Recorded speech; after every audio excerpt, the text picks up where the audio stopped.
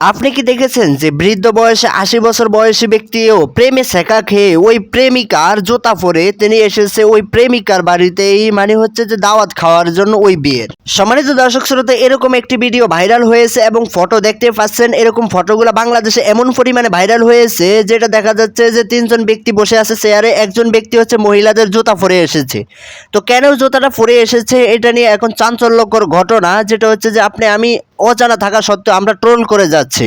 এক বিয়ে বাড়িতে এসেছেন ৩ বন্ধু, একই সাথে যারা পড়ালেখা করেছেন এবং একই সাথে বেড়ে ওঠা। তারা যখন অনেক দিন পরে বা অনেক বছর পরে একসাথে দেখা হয়েছেন, তখন এক একজন এক একটা আকৃতিতে মানুষকে হাসাইতেছিলেন। তো তেমনি ভাবে এক বন্ধু হচ্ছে যে এই জুতাটি পরে যে হাসিয়েছিলেন সবাইকে, তো তার সেখানে নাতি এবং নাতনি ছিল, তারা তাদেরকে অনেক হাসিয়েছেন, সেই উপলক্ষে এই জুতাগুলো পরেছে। তখনই ভিডিওটা রেকর্ড করা হয়। তো ওই ভিডিওটা রেকর্ড করার পর যখন ভিডিওটা সোশ্যাল মিডিয়ায় আপলোড করা হয়, তখনই ভিডিওটা ভাইরাল হয়ে যায়। এটা নিয়ে এখন আমরা এরকম ভাবে ট্রোল করছি, যে ব্যক্তিটাকে আমরা হেনস্থা করছি যে এই ব্যক্তিটা কেন এই জুতাগুলো পরে আসছেন, এগুলো তার ছেঁকা খেয়ে প্রেমিকার জুতা পরে আসছেন, এরকমটা বলে আমরা চালিয়ে দিচ্ছি। আসলে বাস্তবতা হচ্ছে এরকম কিছুই নয়।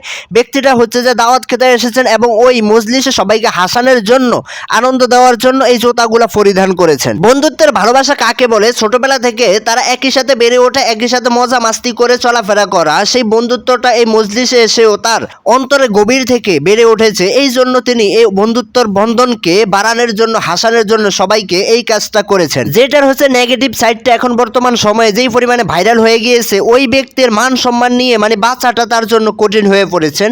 ওই ব্যক্তি এখন বর্তমান সময়ে তিনি মাপ চেয়েছেন জাতির কাছে, তার সত্যটা তিনি তুলে ধরেছেন।